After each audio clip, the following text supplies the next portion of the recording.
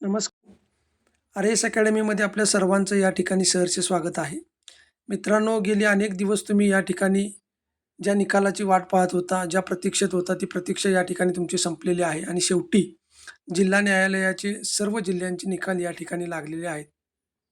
या ठिकाणी स्क्रीनवरती तुम्हाला दिसत असेल, की हा जो निकाल आहे, हा यवतमाळ जिल्ह्याचा आहे आणि अशाच पद्धतीनं सर्व जिल्ह्यांचा निकाल या ठिकाणी लागलेला आहे. आता यामध्ये तुम्हाला सिलेक्शन लिस्ट दिलेली आहे आणि त्याचबरोबर वेटिंग लिस्टसुद्धा या ठिकाणी दिलेली आहे. बघा, ही या ठिकाणी वेटिंग लिस्ट आहे. जवळ-जवळ 27 जण वेटिंगला आहेत आणि सिलेक्शन लिस्ट जी आहे ती 107 जणांची आहे. आता ज्यांचं सिलेक्शन झालेलं आहे त्या सर्व विद्यार्थ्यांचं या ठिकाणी मी मनःपूर्वक अभिनंदन करतो आणि जे विद्यार्थी म्हणजे ज्यांचं सिलेक्शन होऊ शकलेलं नाही, त्यांना पुढच्या ज्या काही परीक्षा आहेत त्या परीक्षांसाठी मी त्यांनाही शुभेच्छा देतो आणि त्यांनी प्रयत्न करावा. कोणत्याही पद्धतीमध्ये नाराज न होता अपयश पचवून या ठिकाणी तुम्ही पुढच्या परीक्षेची तयारी करायची आहे. तर मित्रांनो, सर्व जिल्ह्यांची लिस्ट लागलेली आहे.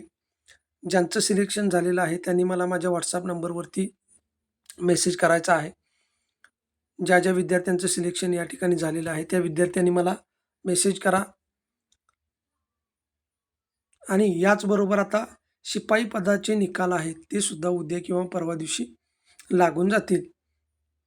बघा, या ठिकाणी लिपिक पदाची जी प्रोसेस झालेली आहे ती झटपट झालेली आहे आणि जे काही शिपाई पदाचे निकाल होते ते निकालसुद्धा आता लागणं अपेक्षित आहे. तर पुन्हा एकदा या सर्व विद्यार्थ्यांचं मी मनःपूर्वक अभिनंदन करतो आणि जे आता शिपाई पदासाठी या 2 दिवसामध्ये शिपाई पदाच्या निकालासाठी जी मुलं उत्सुक आहेत त्यांच्यासाठी सुद्धा या 2 दिवसामध्ये सर्व निकाल लागून जातील. तर मित्रांनो, अशा पद्धतीनं ही अपडेट आज जिल्हा न्यायालयाच्या संदर्भामध्ये होती.